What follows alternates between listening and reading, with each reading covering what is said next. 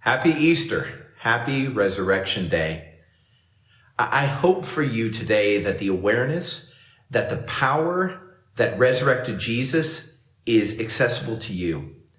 And the way that we do that is that we create space for God. Specifically, we create a space without distraction and we invite him in. We wait for him there and allow his Holy Spirit to bring the joy and the peace and the love that he promises. And I pray that if you haven't experienced that this week, that you experience it right now. Just open yourself up to God. I'm so grateful to be with you talking about the incomparable Jesus. And no more is he incomparable in these last chapters of the Gospels. Whether you read Matthew 28 or Mark 16 or you read, Luke 24 or John 20, all of them speak to the fact there is no one like him. He is the only one, incomparable to all others. And so I think it's just amazing that God has given us this topic for this time because it's so perfect, just like everything else God is doing. Now, as I've read through the chapters, I had a story pop into my head that I haven't told in a long time. And I thought, man, is this fit? And I just feel like this is the story I need to share with you today. In 1989, I joined the U.S. Army. Now, you might be looking at me now saying, man, you don't look like Army material. But in 1989, you'd be like, you don't look like Army material because I didn't. I had no taste for it. But life converged and there I was. And after the first few days of kind of prepping in and then the first few days of basic, I was terrified. Everybody that spoke to me scared me.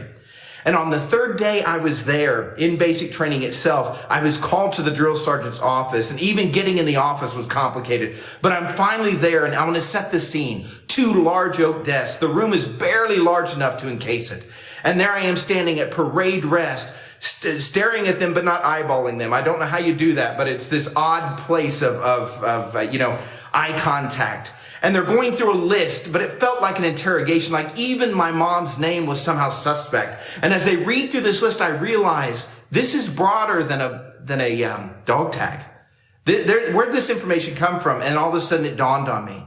When I was a civilian, I filled out a general information sheet. And at the bottom, there was this one innocent question, hobbies, ? And I wrote what I would. Reading and singing because I liked reading and singing, but suddenly it occurred to me, the other people in my new world, that wasn't what they were writing. Bare knuckle boxing, alligator wrestling, monster truck demolition. And here I was in a meadow dancing with flowers on my hair, reading and singing. And all of a sudden the sweat started to pour, and as scared as I was before, it was just maximized.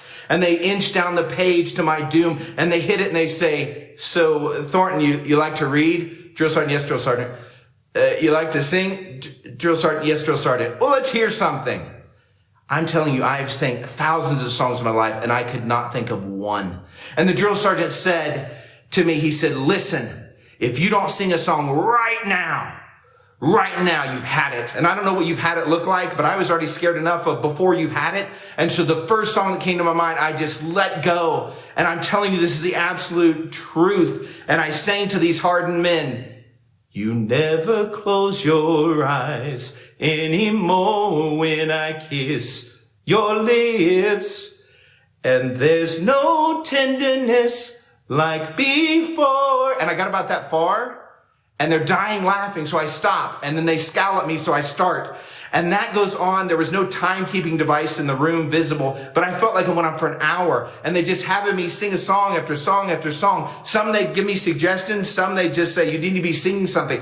And it wasn't just them. They brought in a parade of people came in. At one point, somebody's grandmother was there and they're watching me. And from that moment on for 16 weeks, because I had the blessing of 1 station unit training, for 16 weeks, when there was a lull in the action, I would get called up to be the jukebox. And sometimes they suggest a song and sometimes they just say sing something. I sang Christmas carols at Christmas.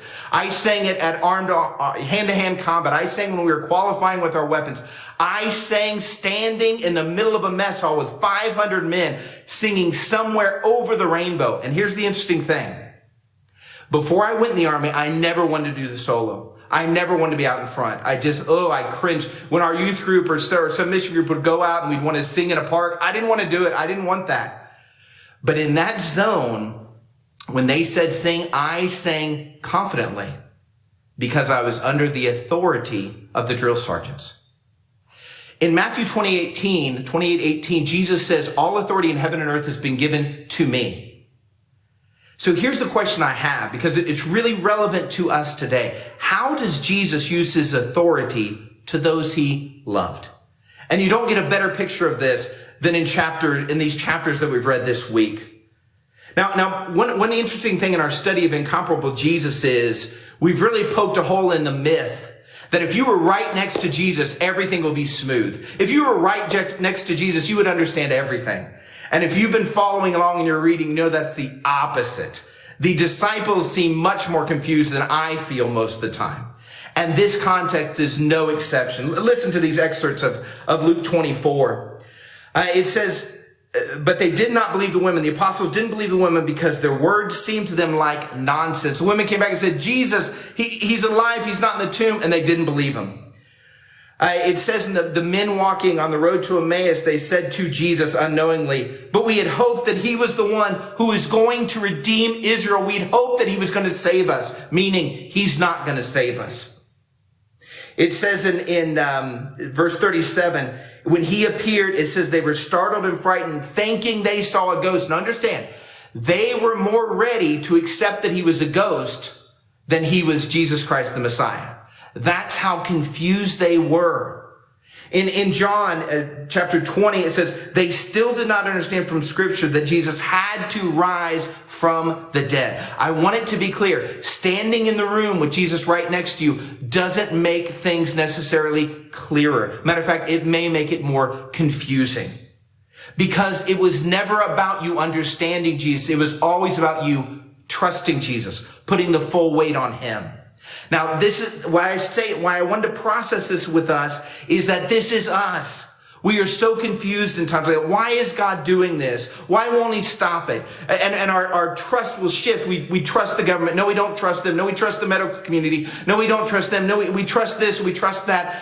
And I need us to understand we're just like the disciples. We're just like them. And Jesus is still right next to us. But when he's right next to us, how does he treat us? And I think there's just this beautiful, beautiful picture in Luke chapter 24. But before we get there, I want to remind us of something. Did Jesus ever warn the disciples or tell the disciples that this was coming? Like, why would he expect them not to be confused? Well, if you look back through the Gospels, and I'm sure you already have this thought, Jesus had told them not once, not twice, but multiple times this had come up. Let me give you an example that's shared in Matthew, Mark, and Luke in one way or another. In Mark 16:21, this was probably a year-ish into Jesus' ministry, maybe a year and a half. It says, from that time on, Jesus began, meaning he's going to continue to explain to his disciples that he must go to Jerusalem. Listen to the specificity. He must go to Jerusalem. He must suffer many things at the hands of the elders, the hands of the chief priests, and the hands of the teachers of the law, that he must be killed and on the third day be raised to life. Look at that, 8 very specific points. And what's interesting is Peter's initial response, do you remember? He says, never, Lord, that will not happen. And so Jesus gets strong with him and says, get behind me, Satan, right? Now keep in mind, he says, get behind me, Satan. And then he takes them up to the Mount of Transfiguration and he takes them to all these places. So he was not saying you're done. He's just saying that thought you just shared is not of God, okay? But keep in mind, they were confused. In a similar setting in Mark, their response was they did not understand what he meant and were afraid to ask him about it. They were right next to Jesus, didn't get it, and were too scared to ask. Don't think you're weird or you're not a good enough Christian because you're too scared to ask sometimes. You're just like the disciples. Don't think that when you read some scripture, like, I don't even know how I'd internalize that somehow makes you weak. That makes you just like his disciples. Just like the people he gave tremendous eternity altering power to. So I want to encourage you.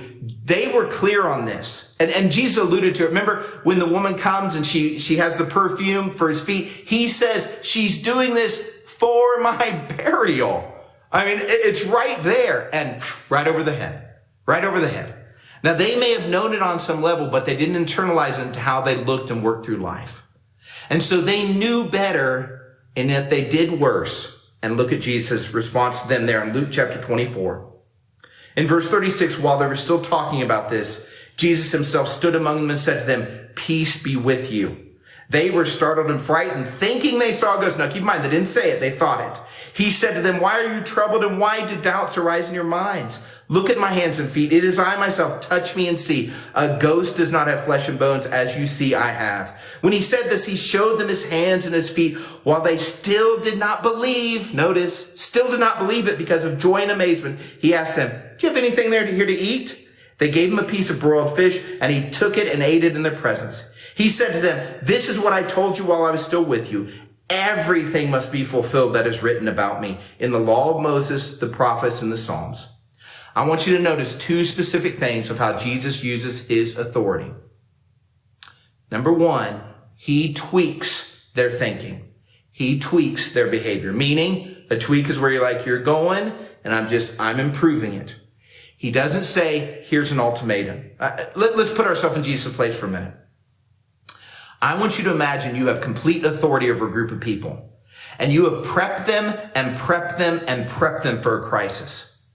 And then when the crisis hits, they not only do not do what you told them, they don't even remember what you told them. They don't believe it, they don't act on it, and they do the exact opposite thing. They're running away, they're hiding, they're denying, they're just not coming through it all. And now you're having the post-meeting, the debriefing of that crisis, and you have all authority. I'm not talking about professional authority, all authority. Do you think you'd feel good just saying, "Hey, I'm going to tweak"? Most of us be like, they need to know. I'm dropping the hammer. And maybe we wouldn't do it, but it would certainly be in our heart. I want you to notice Jesus could have dropped the hammer 1,000,000 times over, and he just tweaks them. He said, hey, at the end, he said, hey, I want you to see, touch me and see, believe, right? Now, I mean, we can put in there an angry tone, but we don't have any reason to believe it's an angry tone. He's simply saying, I want you to believe. You need to tweak that. Later he goes on and he says, look, this is what I told you while I was still with you. He's not necessarily berating them. Now, if you want to add that tone, you can. But he's saying, do you see how this all fits together? I see him full of wonder sharing this with them. Or else he would have scared them even more. So he tweaks where they're weak. And it's not, hey, go fix this. But he's like, come with me on this journey. Come with me. Same with us. He wants to come into our hearts and tweak those things. Those anxieties, those frustrations, those just panicky thoughts. He didn't want to shame you for that. He says, bring them in. Let's have that conversation and let me tweak it. But the thing he spends most of his time on, that second thing, is he uses his authority to bring peace. He starts with, peace be with you. And I imagine he was smiling. And he was like, peace be with you. I mean, how can I communicate that spirit to you over this camera? Peace be with you. He's there. And notice how he addresses them. He knows their thoughts. He reaches into their deepest thoughts, doesn't scold them. He says, look, I'm not a ghost. Here's the proof. He's offering proof. You know, Thomas takes a beating because he's doubting Thomas. These men doubted him more. As soon as Thomas saw the wounds, Thomas was like, I believe. They see the wounds and they still don't believe. But they're just like us. And he is just like he was to them. He's like that to us. He says, I want to speak to your depth of fear. I'm not a ghost. I'm here. And when they were struggling, he said, let's do something very normal. Let's take a bite to eat together. Communal, familiar, centering. And here's what I want you to be thinking about while you take your communion time and for the rest of this week. What is it that God needs to come along, that Jesus needs to come along and gently tweak in you?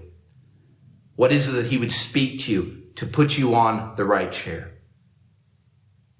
Second, what would he say to you to bring you peace? What's the corollary to peace be with you? I'm not a ghost. Here's the evidence. What is it he would say to you? A lot of times when I've asked people, what would Jesus say to you? They say he would come and scold me and berate me. That's not what I see in Scripture. In the middle of all their doubt and confusion, he comes to them and he says, peace be with you. What can I give you to bring you to faith?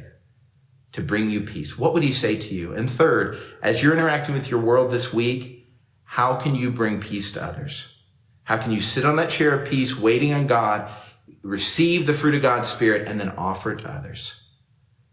So grateful we get to walk this together. Good things are in store, yes, but good things are now. His resurrection power is in you. Jesus is arisen.